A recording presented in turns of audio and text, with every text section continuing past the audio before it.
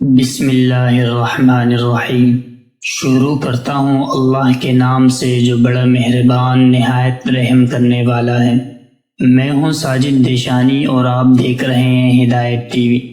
تمام دیکھنے اور سننے والوں کو دل کی گہرائیوں سے خوش آمدید اور محبت و برا السلام علیکم ورحمۃ اللہ وبرکاتہ۔ حضرت حسن بصری رحمۃ اللہ علیہ کے زمانے کا ایک واقعہ ہے۔ آپ رحمۃ اللہ علیہ کے دور میں ایک عورت کا خاوند فوت ہو گیا۔ اس عورت کا ایک بیٹا تھا۔ اس کے ماں نے ارادہ کیا کہ اس بیٹے کی پرورش کی خاطر میں دوسری شادی نہیں کروں گی تاکہ اس کو نیک اور متقی بنا لوں۔ بیٹے کے اوپر والدہ نے بہت توجہ دی۔ جب تک بچہ تھا تو ماں کے کنٹرول میں تھا۔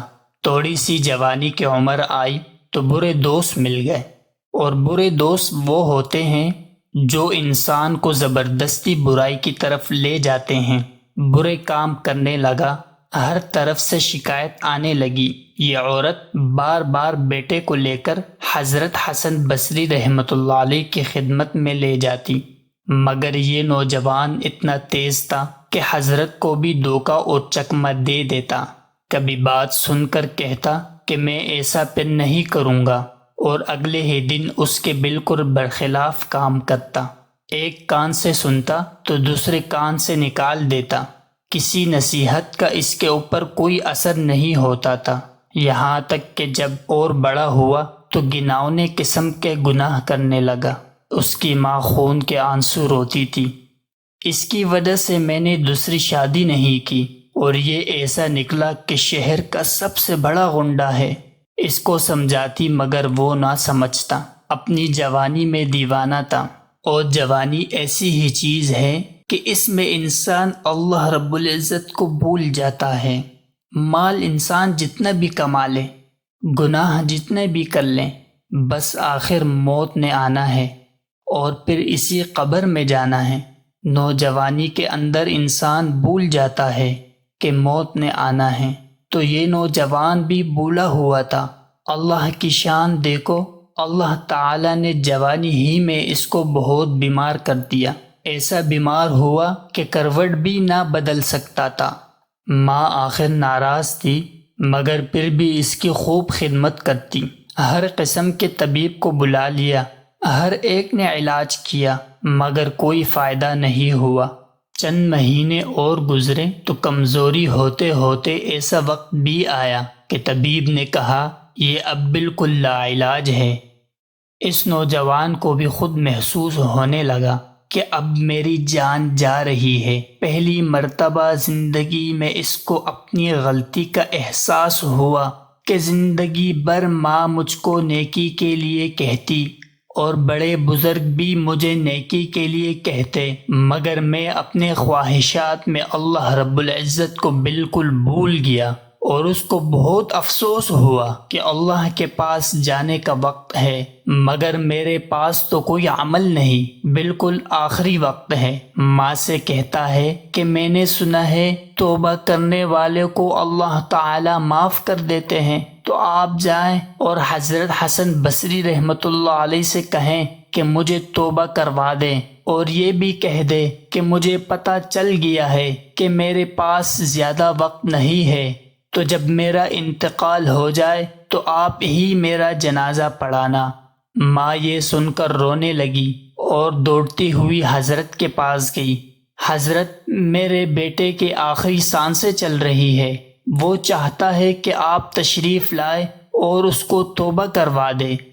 لیکن حضرت بھی ناراض تھے۔ عورت سے کہا کہ تیرا بیٹا اب بھی جھوٹ بول رہا ہے، اس نے توبہ نہیں کرنی۔ ماں نے یہ بھی کہا کہ وہ فوت ہو رہا ہے، اور یہ بھی کہہ رہا ہے کہ میرا جنازہ حضرت پڑھائیں۔ حضرت حسن بصری رحمۃ اللہ علیہ نے کہا نہیں، میں نے اس کا جنازہ نہیں پڑھانا۔ وہ گھر آئی اور بیٹے کو بتایا کہ حضرت تم سے بہت ناراض ہے، اور حضرت نے یہاں آنے سے منع کر دیا اور جنازہ پڑھانے سے بھی۔ اس نے کہا کہ ماں، مجھ جیسا گناہگار کا یہی حال ہونا چاہیے۔ جب میرا انتقال ہو جائے تو مجھے دفنانا نہیں ہے، بلکہ میرے گلے میں رسی باندھنا، پورے شہر میں مجھے گھسیٹنا، تاکہ لوگوں کو پتہ چل جائے کہ جو گناہگار ہوتا ہے اور بڑوں کی بات نہیں سنتا اس کا یہی حال ہوتا ہے۔ یہ بات کہہ رہا تھا کہ اس کی چیخ نکلی اور وہ فوت ہو گیا۔ ماں اس کے پاس بیٹی رو رہی تھی کہ اتنے میں دروازے پر دستک ہوئی۔ ماں نے دروازہ کھولا تو حضرت حسن بصری رحمۃ اللہ علیہ سامنے کھڑے تھے۔ ماں نے پوچھا، حضرت آپ؟ فرمایا، ہاں، تمہارے جانے کے بعد میں کچھ دیر کے لیے آرام کرنے لیٹا تو خواب میں کسی نے کہا، حسن بصری، تو میرا کیسا دوست ہے کہ میرا ایک دوست فوت ہو رہا ہے اور تو نے اس کا جنازہ پڑھانے سے بھی منع کر دیا، تو کیا آپ کا بیٹا فوت ہو گیا؟ ماں نے کہا، ہاں، فوت ہو گیا۔ حضرت حسن بصری رحمۃ اللہ علیہ نے کہا، سن لے اے عورت، تیرے بیٹے کو اللہ رب العزت نے نہ صرف معاف کر دیا بلکہ اپنے اولیاء میں شامل فرما لیا۔ تو میرے دوستو، یہ توبہ ایسی چیز ہے کہ اس کے ذریعے اللہ رب العزت کی محبت کا راستہ مل جاتا ہے اور اللہ تعالیٰ اپنے اولیاء میں شامل فرماتے ہیں۔ دعا ہے کہ اللہ تعالیٰ مجھے اور آپ سب کو، تمام مسلمانوں کو سچی توبہ کرنے کی توفیق عطا فرمائے، آمین۔ میرے دوستو، اگر آپ کو یہ ویڈیو اچھی لگی ہے تو اس ویڈیو کو لائک اور شیئر ضرور کر دیجئے تاکہ دوسرے لوگ بھی اس سے مستفید ہو۔ چینل کو سبسکرائب کر دیں۔